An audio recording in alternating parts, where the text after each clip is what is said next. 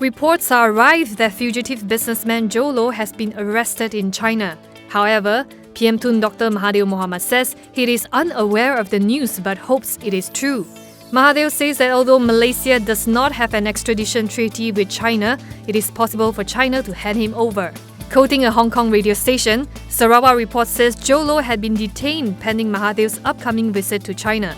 Today, it was reported that the Malaysian Anti-Corruption Commission (MACC) had issued arrest warrants for two ex-1MDB executives. Citing a source, Bloomberg says MACC is looking for 1MDB's ex-General Counsel Jasmine Lu Aiswan and former Executive Director Casey Tang King Chi.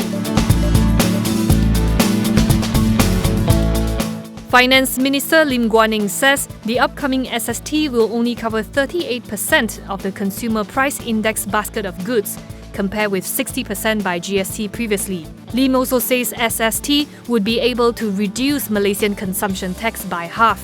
The government admits that it will have an impact on prices, but it will be less significant than GST. Meanwhile, Royal Malaysian Customs Director General Dato Sri Subramaniam Tolasi says that the new SST will be much simpler. He explains that it will be done electronically this time around.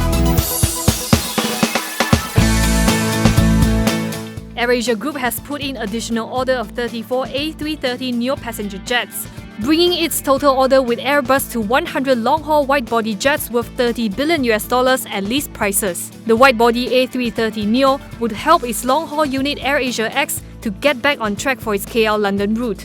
AirAsia boss Tan Sri Tony Fernandez says that the new aircraft would help to create cost savings of between 11% and 12%. He says the deal would be funded through cash flow and leasebacks.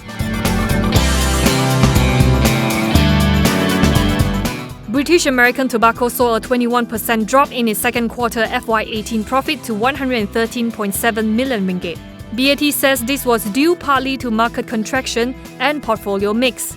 Similarly, revenue fell 9.24% to 679.2 million ringgit.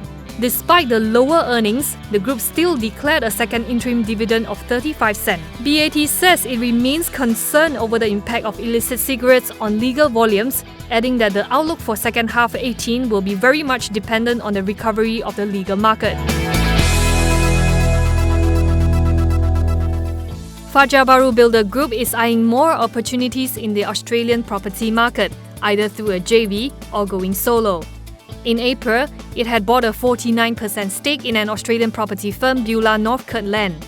The deal led to its third property project in Australia with a GDV of 33 million Aussie dollars. However, ED Dato Sri Eric Kwan Kian Ling says the Northcote development is still at the planning stage. Fajar Baru recently secured 300 million ringgit in funds from Maybank for its second JV project in Australia called Paragon. With a GDV of 600 million ringgit, Paragon features 227 luxury apartments in Melbourne and is already 90% sold.